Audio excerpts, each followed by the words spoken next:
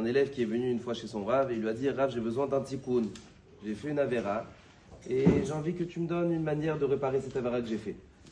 Alors, il y a le Rav qui va dire à son élève bon, écoute, pour une réparation, reviens demain quand je suis au bureau tranquillement, faut être sérieux, faut que je sois concentré.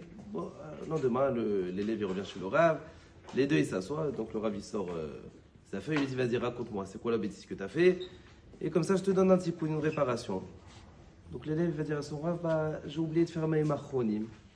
J'ai oublié de faire, aussi à la fin du repas qu'on fait, moi tu veux faire Maïm Achronim, un petit peu d'eau sur les mains. Bon, alors le Rav il entend ça, il dit ça va, écoute, Maïm Achronim, il y en a qui disent aujourd'hui c'est pas obligé.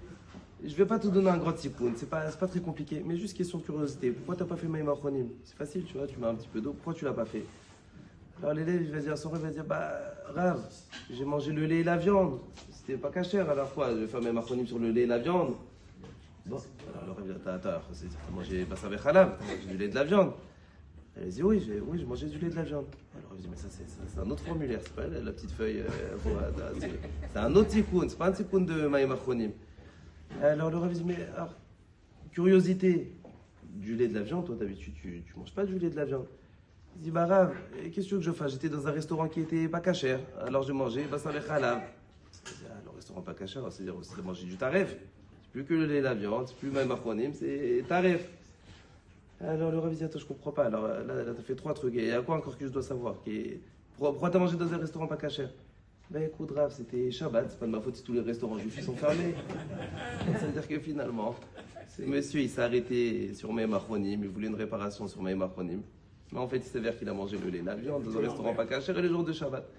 Donc ça veut dire quoi? C'est-à-dire que des fois on s'attarde sur des petites bêtises. On s'attarde sur des détails, comme Maïm Achronim. Mais il y a des choses qui sont derrière, qui sont encore plus importantes. L'avdil, des fois ça peut être dans le Shrombaïd. Alors le mari va dire à sa femme, oui, mais je t'ai juste dit un mot.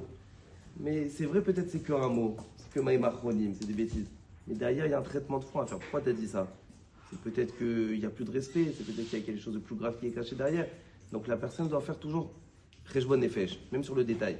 Peut-être qu'il y a des choses qui sont plus importantes cachées derrière. Des fois, ça peut être même une mitzvah.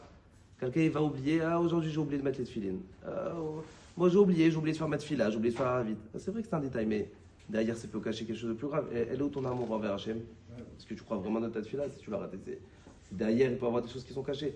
L'idée c'est de faire toujours Cheshbon Nefesh, réfléchir comment est-ce qu'on peut s'améliorer pour devenir meilleur. Bonne journée.